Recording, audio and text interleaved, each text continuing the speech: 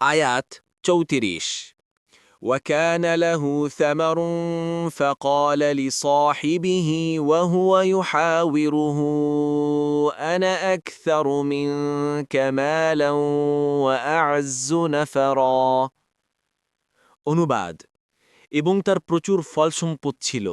তারপর কথা প্রসঙ্গে সে তার বন্ধুকে বলল, ধন সম্পদে আমি তোমার চেয়ে বেশি এবং জনবলে তোমার চেয়ে শক্তিশালী।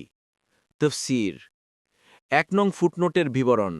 সামার শব্দের অর্থ বৃক্ষের ফল এবং সাধারণ ধন সম্পদ। এখানে ইবনে আব্বাস, মুজাহিদ ও কাতাদা থেকে দ্বিতীয় অর্থ বর্ণিত হয়েছে। ইবনু কাসির কামুস গ্রন্থে আছে, সামার একটি বৃক্ষের ফল এবং নানা রকমের ধন সম্পদের অর্থে ব্যবহৃত হয়। এ থেকে জানা যায় যে লোকটির কাছে শুধু ফলের বাগান ও শস্য ক্ষেত্রই ছিল না, বরং স্বর্ণ, রৌপ্য ও বিলাসব্যসনের যাবতীয় সাজ সরঞ্জামও বিদ্যমান ছিল। অনুরূপ দেখুন ইবনে কাসির, ফাথুল কদির।